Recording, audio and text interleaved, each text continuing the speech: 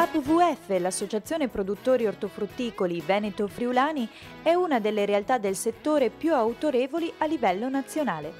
Circa 3.000 produttori agricoli costituiscono il cuore pulsante di APVF, che confeziona e commercializza le loro produzioni. Si tratta di vere eccellenze dell'ortofrutta, alcune delle quali a marchio IGP, che trovano spazio nei mercati tradizionali di casa nostra, ma anche in Europa e fuori dai suoi confini. Oggi APVF continua ad investire sulla qualità per garantire a clienti e consumatori prodotti certificati e garantiti, guardando al futuro con positività.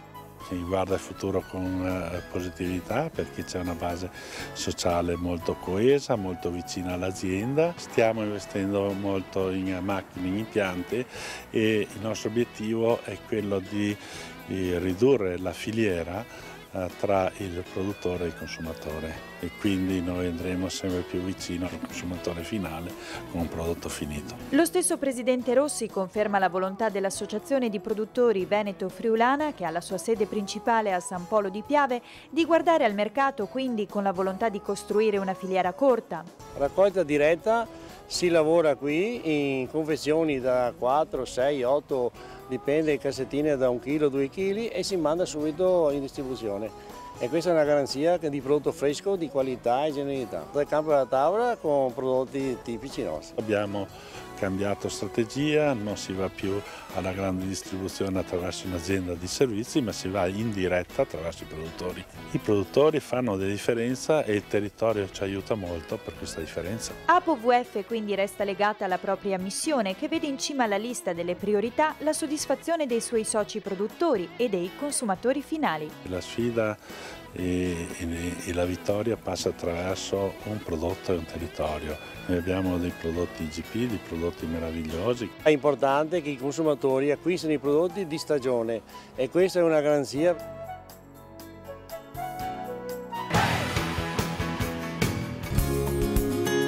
Presso la Camera di Commercio di Treviso, il Consorzio di tutela del Prosecco DOC ha festeggiato il suo primo anno di vita. Accanto al Consiglio d'amministrazione presente al completo c'era anche il presidente Fulvio Brunetta, che ha stilato per l'occasione un bilancio del lavoro svolto fino ad ora dalla DOC più grande d'Italia. Il primo anno di attività sicuramente abbiamo agito per porre in essere la struttura del Consorzio, le linee di intervento, la programmazione, la promozione e la difesa del nostro prodotto. Ovviamente siamo partiti anche ragionando nella logica del sistema Prosecco con gli altri consorzi, ma soprattutto dando indicazioni di quello che dovrà essere per il futuro l'attività di sistema. Per quanto riguarda le imprese, ovviamente in fase d'avvio, oggi siamo circa una 60ina di aziende associate, ma i numeri ci dicono che cresceremo molto velocemente. Abbiamo già raggiunto importanti valori di rappresentanza e penso che i primi mesi del prossimo anno saremo sicuramente in linea con quella che è la massima rappresentatività di un consorzio. Il consorzio infatti raggruppa 5 province produttrici del Veneto e 4 del Friuli Venezia Giulia. Sono oltre 6.000 le aziende viticole consorziate con 930.000 ettolitri di vino prodotti nel solo 2009. Questi i principali numeri di una realtà che punta alla sfida dei mercati internazionali, facendo leva sul suo ineccepibile pedigree. È un prodotto che si sposa un po' con tutte le cucine, per cui ha un grande appeal, va accompagnato, va promozionato, ma va consolidato anche nei paesi di riferimento. Mi riferisco ovviamente alla Germania, all'Austria, i paesi che storicamente sono punti di riferimento per noi. Abbiamo un piano promozionale invece per il Nord America e anche il Sud America nei prossimi anni, legato comunque a un'esplorazione di mercati orientali per il futuro. Tutto in una logica di accompagnamento di Cristia, ma anche di una corretta comunicazione da parte dei nostri produttori. È forte quindi l'invito rivolto ai produttori ad aderire al consorzio, perché rappresenta la difesa di un sistema che ha definito precisamente i suoi confini e che ha tutte le carte in regola per diventare un riferimento di qualità nel mondo.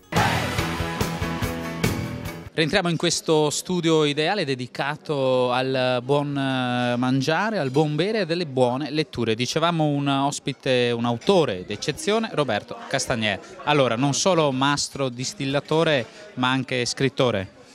Beh, è un hobby. Chiaramente, sai, superati i 50 anni, e io li ho superati, avevo voglia di comunicare prima a me stesso, forse, no? Poi ai miei figli, alla mia famiglia e ai miei collaboratori, ai miei clienti come è nata questa passione, da cosa è scaturita, partendo però non subito da me, ma partendo addirittura da mio nonno che non faceva questo mestiere, per capire non solo cosa è successo nella mia famiglia, ma credo un po' tutto il fenomeno nord-est che è partito alla fine dell'800, se vogliamo, con gente che è andata all'estero, che si è ammazzata di lavoro, che è tornata in Italia, che ha fatto una famiglia, ha fatto 9 figli, ha partorito la nostra generazione e ha lasciato ad ognuno la voglia di riuscire a fare qualcosa. Ecco, io ho voluto raccontare questo come testimonianza che il nord-est di oggi è anche quello che ci hanno lasciato i nostri nonni, i nostri genitori, anche un riconoscimento quindi a tanto lavoro, tanta fatica, tanto sacrificio. Ecco, guardando alla grappa, oggi è un prodotto che non ha niente da invidiare agli alcolici straordinari di tutto il mondo. La grappa non è per tutti, non dobbiamo considerare o avvicinare la grappa ai rum, alle vodka. La grappa è un prodotto per intenditori, gente che vuole assaporare col naso i piaceri, dico, della natura, ma dico della vita.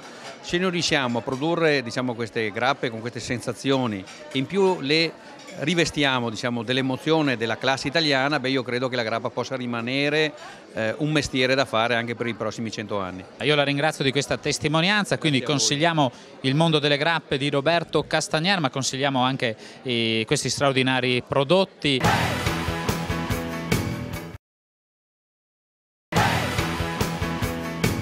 Seconda parte di Cronache Trevigiane che vogliamo dedicare al fiore che si mangia, questo fiore d'inverno, ma soprattutto a questa strada del radicchio che incontra i territori, che incontra gli altri prodotti tipici della regione Veneto, che incontra i prodotti tipici di Fivizzano. E siamo appunto con il presidente della strada del radicchio, Iginio Zugno, buona giornata, e con il presidente della Proloco di Scorzè, Lorenzo Michelan.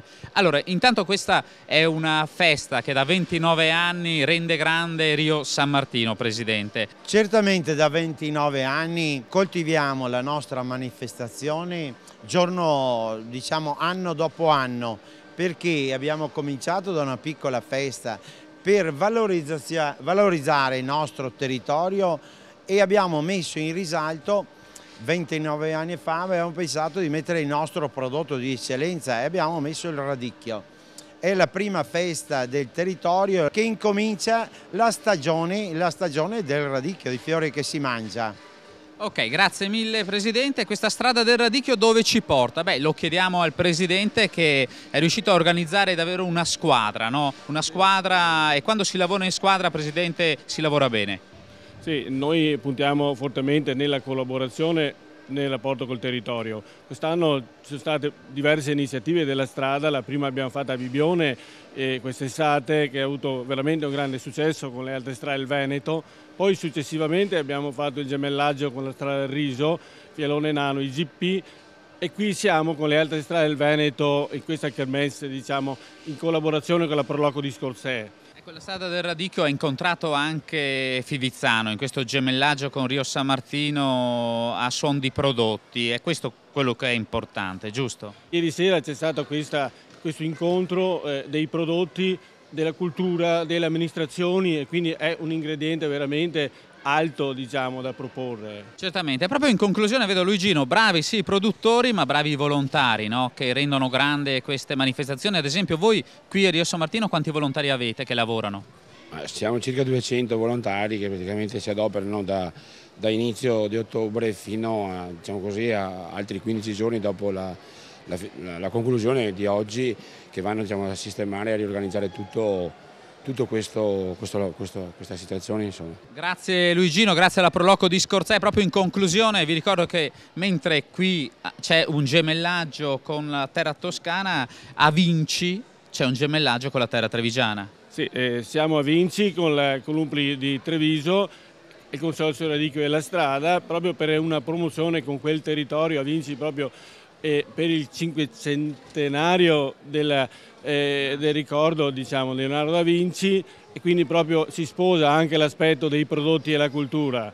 Quindi sicuramente sarà un successo questo incontro. Allora, grazie Presidente, noi ci fermiamo qui, un servizio di cronache trevigiane e poi altri ospiti attendendo Beppe Bigazzi.